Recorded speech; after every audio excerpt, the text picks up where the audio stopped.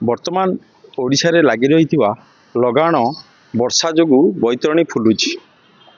ବୈତରଣୀର ଉପରମୁଣ୍ଡ ଚମ୍ପୁଆଠୁ କେଉଁଝର ସବୁଠି ଗତକାଲିଠାରୁ ବର୍ଷା ଲାଗି ରହିଛି, ଯାହାଫଳରେ ଆପଣମାନେ ସ୍ଥିତି ଦେଖୁଛନ୍ତି। ବର୍ତ୍ତମାନ ବୈତରଣୀ ନଦୀ ତାର କୂଳ ଲଙ୍ଘି ବର୍ତ୍ତମାନ ବିଭିନ୍ନ ଅଞ୍ଚଳକୁ ମାଡ଼ିବା ଆରମ୍ଭ କଲାଣି।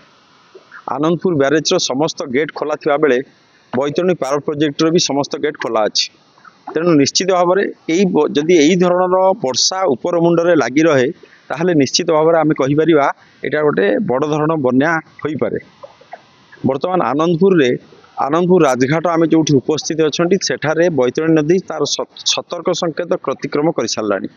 ଏଠାରେ ସତର୍କ ସଂକେତ ଅତିକ୍ରମ କରିବା ପ୍ରାୟ ଘଣ୍ଟାଏ ବିତି ଯାଇଥିଲେ ପରେ ବର୍ତ୍ତମାନ ଯାହା ପାଣିପାଗ ବିଜ୍ଞାନୀମାନଙ୍କର ଅନୁମାନ ଯେ ଉପରମୁଣ୍ଡରେ ଯେଉଁଭଳି ବର୍ଷା ଲାଗି ରହିଛି ନିଶ୍ଚିତ ଭାବରେ ଆଗାମୀ ସମୟରେ ବୈତରଣୀ ପୁଣି ଫୁଲିବ। ତେଣୁ ଦିନ 2ଟା ଭିତରେ ଏ ଅଞ୍ଚଳରେ ବୈତରଣୀ ବିପଦ ସଂକେତ ଅତିକ୍ରମ କରିବ ବୋଲି ଅନୁମାନ କରାଯାଉଛି। ଯିଏ ଅଛନ୍ତି ଫ୍ଲଡ୍ ଇରିଗେସନର ଏକ୍ଜିକ୍ୟୁଟିଭ ଇଞ୍ଜିନିୟର ଯିଏ ଅଛନ୍ତି ତାଙ୍କ ସହିତ ବି ଡିସ୍କସନ୍ କରିଥିଲୁ। ସକାଳୁ ଆମେ ସବୁ ଦେଖୁଛୁ ପରିସ୍ଥିତି ମାନେ କେଉଁ ପ୍ରକାର ଅଛି। ଅଲମୋଷ୍ଟ ସମସ୍ତେ ଆଲର୍ଟରେ ଅଛନ୍ତି। डिस्ट्रिक्ट एडमिनिस्ट्रेशन भी अलर्ट अच्छे प्लस आम सब डिविजनल जो ग्राउंड लेवल जो बीडीओ तहसिलदार अच्छा समस्त सहित मुझे अलरेडी सकाଳେ कथबार्ता हो जाइए।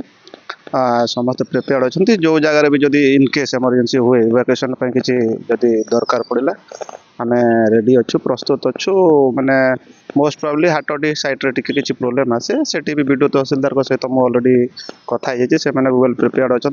एवं जोटा आम बैतरणी जोटा अच्छी वार्निंग लेवल जोटा अच्छी 37 पॉइंट समथिंग अच्छी सेटा जस्ट रिच कर इनकेस जदि अपस्ट्रीम रु पानी जदि अधिक आसो ताहले सेटा आम माने देखा टे मॉनिटरिंग करूँ। मॉनिटरिंग कलापर जदि इनकेस किसी इश्यू अच्छे लोक इवाकुएसन भी दरकार पड़े आम इवाकुएट करने भी रेडी अच्छु। प्रशासन पक्षर एथिपाई भी व्यापक बंदोबस्त कराई स्थानीय उपजिलापाल सूत्रु प्रकाश।